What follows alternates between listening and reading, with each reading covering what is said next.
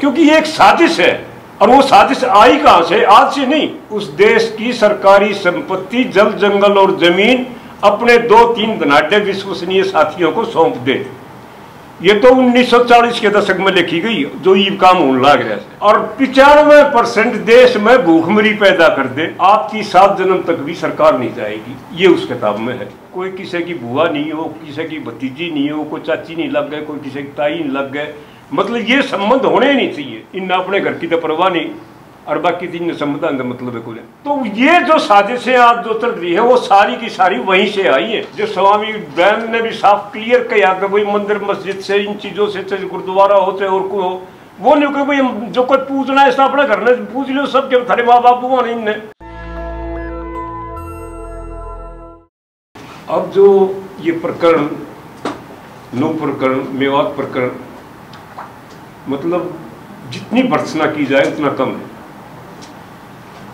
इन लोगों ने जो किया ये कोई आज की साजिश नहीं है, आज से नहीं है।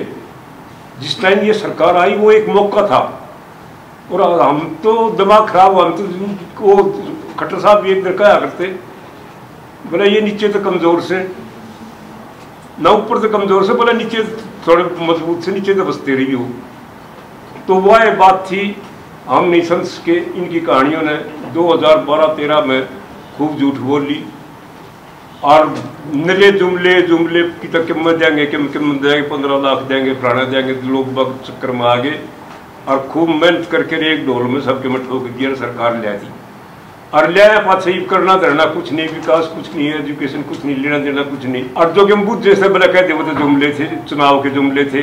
वो अगला चुनाव फिर आने लग रहा है, उसकी खातिर मेरे बेटा ने एक पे एक कांड पे कांड। अब इस कांड से भी आगे ज्यादा और भी बड़े कांड होनी है। तो हमारी खाप जो बीच में आई इन मामला में, वो इसलिए आई। खाप का काम सिर्फ क्या होता है कि समाज को जोड़ना, न कि तोड़ना। और जब कोई इस प्रकार का कोई प्रकरण या कोई चीज दिखाई देती है तो बीच में कूदना पड़ता है। और दूसरा, खाप प्रधान का काम क्या है कि समाज की समस्या लेके सरकार को रखना, और रख के उससे मनवाना, और मनवा के लागू करवाना। तो भाई साफ बात है, सरकार तो अपने जिला पार्षद रही है, इनके काम करेगी, खाप खुपांगे ना करेगी, वो तो हमेशा लागबाज में रहेगी। खाप प्रधान तो हमेशा अपोजिशन में रहेंगे। पर जो ये प्रकरण हुआ है, इस प्रकरण में महारा इन मंदिरों से कोई लागा देगा नहीं है खापों का। हम तो अपने, हमारे पूजनीय हैं जो खेड़े हैं, हमारे दादा भूमियां हैं, हम उनको पूजते हैं। और उसमें कोई खर्चा नहीं, कोई लेना देना नहीं। 3 ईंट धर के और एक जोत जलाना, उन्हें पूर्वजा ने याद कर लिया, जो मंगत माननी हो वो मान लिया, हमारी तो उन्हें तो पूरी हो जाए। और आजकल जो व्यापार चल रहा है नशे का, जो ये इसमें जितने भी जो ये बंदरगाहों पर जो ये पकड़े गए, जैसे आज 300 कुंटल हीरोइन पकड़ी गई, आज इतना असीस पकड़ा गया। नशे पर नशा, गांव में, वार्ड में, सब कुछ वो सारे गए, इंडस्ट्रीज में, पंचायतों में, मतलब हर जगह फैल लिया वो नशा। इतना बुरा काम हो रहा है कि शाम के टाइम किससे दीवार का दौरा देख लियो, मेरे बेटे न्यू करते पाओगे। बहुत बुरा हाल हो रहा है समाज को, क्योंकि ये एक साजिश है। और वो साजिश आई कहां से? आज से नहीं। वर्ष 1940 में एक किताब लिखी गई थी, we and our nation defined. वो किताब लिखी थी MS गोलवलकर, माधव सदाशिव गोलवलकर, जो कि इसके RSS के सेकंड संस्थापक थे। उन्होंने अपनी ये किताब लिखी थी। और उस किताब में क्या था कि अगर भूल से सत्ता हाथ लग जाए तो सरकारी संपत्ति, जल जंगल और जमीन, उस देश की सरकारी संपत्ति, जल जंगल और जमीन अपने 2-3 धनाढ्य विश्वसनीय साथियों को सौंप दे। ये तो 1940 के दशक में लिखी गई, जो ये काम होने लग रहा है। और 95% देश में भूखमरी पैदा कर दे, आपकी 7 जन्म तक भी सरकार नहीं जाएगी। ये उस किताब में है। उसके बाद में जब देश आजाद हो गया तो इसने एक और किताब लिखी, भगत जिया ने, सदाशिव गोलवलकर ने, उन्होंने क्या लिखा उसमें, एक वो किताब थी बंच ऑफ थॉट्स, और उस बंच ऑफ थॉट्स के 43 नंबर पृष्ठ पे ये लिखा है, पहला एक पॉइंट कि भारत का संविधान विषैला बीज है। तो भाई ये काम तो होंगे, ये काम तो चल लेंगे ना रुक के किसी हालत में भी, जब तक इन्हें ना बजा लोगे। फिर दूसरी बात क्या लिखा, दूसरा पॉइंट कि ये तो हमें लोकतंत्र नहीं चाहिए, लोकतंत्र की बजाय एक तंत्र शासन चाहिए, विधानसभा लोकसभा ये सारी समाप्त होनी चाहिए। पर चलो इन्हें भी छोड़ दो। अगला पॉइंट पट्टे ने एक और लिख दिया, उस पॉइंट में क्या लिखा है, अगले पॉइंट में कि ये संबंध जो है ना ये नहीं होने चाहिए। वो संबंध जो है नहीं होने चाहिए। एक तरफ तो आपस में भाईचारे वाला आग लड़ा लो, उस तो उसने लड़ा लो, उस तो उसने लड़ा लो, मतलब आपस में जितने भी हुए सही बात है कि समाज एक रहना नहीं चाहिए किसी तरह पाटो। सिर्फ वोट की देखना है कि वोट कैसे अपनी बटोरी जाए। और आजकल तो वोट वाट भी कह रहे, वो तो ये माता रानी की मेहरबानी रहेगी, जो कुछ भी होना हो तो ये माता रानी करेगी, वो इनके हाथ में है, तो टेक्नोलॉजी सारी की सारी।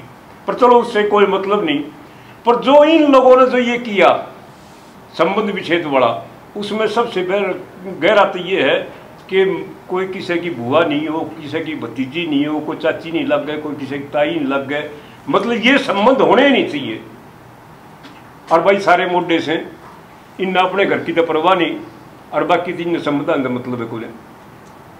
फिर जो अगला प्रोग्राम जो इन्होंने जो दिया एजुकेशन वाला, उस एजुकेशन में ये कह रहे हैं कि ओबीसी SC ST के बच्चों को कम से कम दाखिला दे।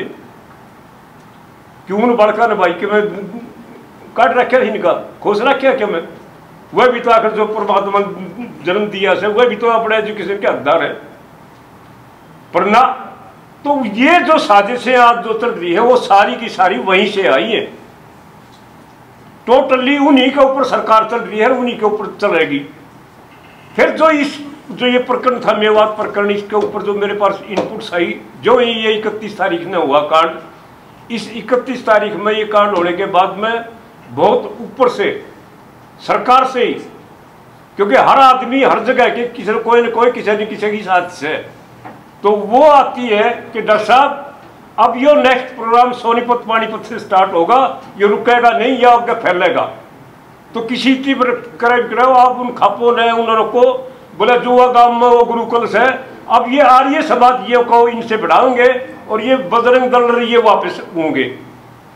तुरंत हमने उसी टाइम में खाप प्रधानों को, उस एरिया के मोदी आदमियों को, भाई जुमा वाले इस गुरुकुल पर नजर रखियो, भाई इसके जो यहाँ की जो मस्जिद है इस पर नजर रखियो, कोई हादसा हो नहीं जा। किसी तरह उन लोगों ने खूब मदद करी, खूब घूमे, और हम जो है सोनीपत वाले प्रकरण से बच के थोड़ा सा पानीपत में तो हो गया, वहां तक हम जो है ज्यादा नहीं कर सके, ज्यादा हाथ में नहीं थे। पर सारी की सारी बात यह कहने का मतलब यह साजिश सरकार की है। यो जो इससे की जो बड़कन करे, इन बड़कन ठाण लाग रही छोटे छोटे बड़कन है, किसों को मुकदमा मनवा उससे न कर लो। मतलब जो एक भय का जो माहौल, खुद मेरे घर में भी, खुद मेरे घरानी तड़के तड़के कैसे अड़ाने से पहले जब चलने से पहले देखिए ध्यान करके कि मैंने कि हो ना जा, कई बार आ लिए ऐसा मामला मन दिशा लाग गए तुझी उताई ना रहे। मैं बोले जब मेरी तेरी लड़ाई हो जाती, जब तू क्या होती ढेड मरता भी को बोला मर जाएगा तो क्यों दुख पावे से। तो बात यह है कि तो चलती है, कोई इन चीजा परवाह नहीं। खाप प्रधान तो भाई अपने समाज के लिए जिया, समाज के लिए मरेगा। पर जो इन्होंने तो ये जो साजिश के जो झूठ बोल के जो ये सरकार कर रही है, जो ये ऑफिसर्स कर रहे हैं, जो ये प्रशासनिक अधिकारी और IPS वगैरह जो ये कर रहे हैं, इन राजनेताओं के दबाव में, इन राजनेताओं के दबाव में मेरे 3 पीढ़ियों का मुकदमा दर्ज हो लिया। संसार का पहला ऐसा मुकदमा 3 पीढ़ियों का जो औरतों पर, मर्दा पर तो उसका हो गया होगा, औरतों पर, मेरी घराड़ी पे भी, मेरी छोरी पे भी, उसकी छोरी पे भी झूठे मुकदमे। तो ये तो चलेंगे आगे। ये हमने इन चीज़ों की परवाह कौन है आगे, वो तो कानून से कानून देखेगा उस मामले में। पर यहाँ जो क्या रहेगा, पहाड़ी पर तो गोली, मतलब नीचे से जो तो अशोक जो बाबा गोली चलाओ है, उसने तो पुलिस रोकती को ना पट्टे ने। हालांकि यह ममता जी मैडम जो है ना बहुत बढ़िया औरत है, बहुत बढ़िया लेडी है, और हमने पहले भी इसके इनके कई बार इसमें हमारे जाट आरक्षण में भी उसमें भी इसने वो झूठे इल्जाम लगाओ थे जाटों पर, वो भी इन्होंने धोए हैं। पर इस मामले में पता नहीं क्यों चुप रह गई, क्यों उसने वो रोकन नहीं दिया। यहाँ से नीचे तो गोली चला हो रहा, मंदिर माथे तो गोली चल रहे हैं, पर जो वो ऊपरली गोली चल ली।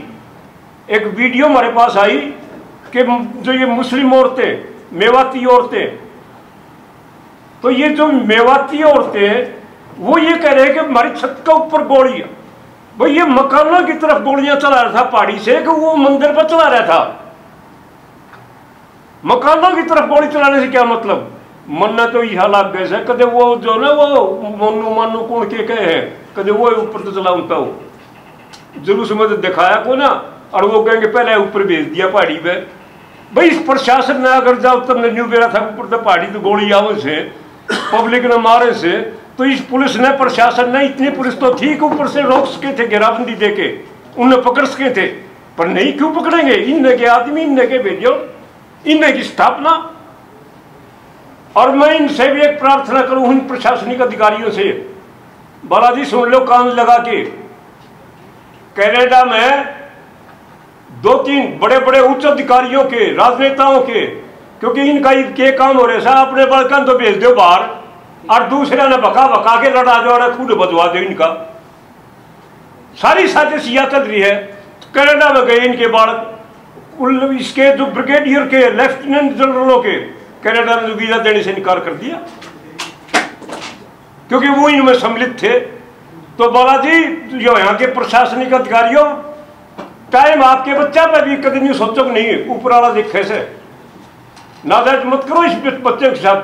भाई जिनने गलत काम करा करो, और इन बड़का के छोटे कुछ एक बालक आगे बका में उनके चक्रा में भाई को किसी का जीजा बनेगा ढंचाने थे, तो भाई साफ बात से कोई रसोवाड़ी तो ना दे, सबको उठेगा मेरे घर ना आने की, कोई मेरे ढंकाने दिखेगा तेरा जीत जाऊंगा, मोड़ा लेके तैयार रहियो, स्वागत खातर तैयार रहियो। तो ये कोई शोभा वाली बात नहीं थी, प्रशासन ने रोकना चाहिए था, पर ना उस पर वही नाम मात्र की धारा लगा देंगे छोटी सी, और अपने एक और ने भाई घर की वही काका लिखनिया, इनने का शासन इनने का प्रशासन, ये क्यों धाराएं लगाओगे? इनने तो धारा बदलवानी आओ इससे सारी की सारी। ये देखो ये तो न्यायालय यू क्या करेगा, प्रकरण का सारे न्यायाधीशों ने भी इन्होंने भी सब कुछ पता है। अब ज्यादा क्या कहना, सबसे बड़ी बात तो यही है कि हम तो सिर्फ प्रार्थना कराएं इस आर्य समाज से, थोड़ा सा बच के रहियो। मंदिर में जेड़िका के काम और मंदिर में आप लोगों का कोई काम नहीं। जो स्वामी दयानंद ने भी साफ क्लियर किया कि भाई मंदिर मस्जिद से इन चीज़ों से चाहे गुरुद्वारा हो चाहे और कोई हो, वो नहीं कि भाई जो कोई पूजना है अपने घर में पूज लो, सबके थारे माँ बाप हुआ नहीं इनने। तो हम तो यह चाह गणेश है जिन पूजनीय स्थाना की उसकी करने की जरूरत को ना, पूजने हैं तो भैया अपने देर खाड़ से मानता अपने दादा भूमिया से इन पूजेंगे। पर आप हमारी समाजियों मगा इन मामला में इन चक्रा में इनमें मत फंसियो। इस समाज में भाईचारे ना आप लोगों ने जोड़ते रहे सो, आगे भी जोड़ते रहियो। इस सरकार की साजिश पर साजिश चलेंगी, इनसे बचना है बस। राम राम। मैं इसमें भी नहीं जाऊंगा कि ये जो दंगा हुआ है ये सरकार और सरकार के लोगों के द्वारा प्रायोजित एक था, और ये बहुत पहले इसकी स्क्रिप्ट लिखी जा चुकी थी। क्योंकि मैं थोड़ा सा एसपी साहब का छुट्टी पे चला जाना, डीसी साहब को चंडीगढ़ बुला लेना, ये साफ साफ दर्शाता है। और हम 2 दिन पहले जो हमारे पास इनपुट्स थे, 2 दिन पहले हम एडमिनिस्ट्रेशन से मिलने हैं, जो वहाँ की एडिशनल एसपी थी, उससे हम कह रहे हैं कि हालात कुछ इस तरीके से रिपोर्ट्स आ रही हैं कि बहुत सारे लोग आ रहे हैं, उनके इस तरीके से वहाँ कोई बड़ा दंगा हो सकता है। तो जिस तरीके से प्रशासन ने इस मसले को बहुत ही लाइटली लिया, तो ये बाद में कम से कम अकल रखने वाला आदमी भी ये समझ सकता है कि ये सारा कुछ एक कराया गया है। और खैर मैं उस पर नहीं जाते हुए, जब ये हादसा हो गया और बिल्कुल नूह में चीख पुकार और एक डरावना सा माहौल हुआ। तो लोग अपनी अपनी जानों को बचाने के लिए इधर उधर भागने लगे और पूरी तरीके से एक पुलिस ने, पैरामिलिट्री फोर्सेस आ चुकी थी, पुलिस ने चारों तरफ से घेर लिया था और लोगों को दौड़ा दौड़ा कर मारा जा रहा था। तो सिर्फ हम 4 एडवोकेट्स गए, लोकल एमएलए को हमने साथ में लिया, हमने प्रशासन से बात की और प्रशासन से बात करने के बाद में फिर हम लोग सड़कों पे गए हैं। सड़कों पे जाने के बाद में हमने लोगों से हाथ जोड़ करके अपील की है, भाई शांति बना के रखो। लेकिन हालात इतने नाजुक थे, कई बार हमारे ऊपर हमला होने की भी कोशिश की गई। फिर उसके बाद में ये सारा हो गया, उसके बाद में FIR लिखनी शुरू हो गई। नेशनल दस्तक की आपसे गुजारिश है कि अगर इसको बचाना चाहते हैं तो नेशनल दस्तक को सब्सक्राइब करने के लिए रेड कलर के सब्सक्राइब बटन को दबाएं, फिर बेल आइकन की घंटी दबाएं। नेशनल दस्तक को बचाने के लिए बहुत जरूरी है कि हर खबर को शेयर करें, लाइक करें, कमेंट जरूर करें।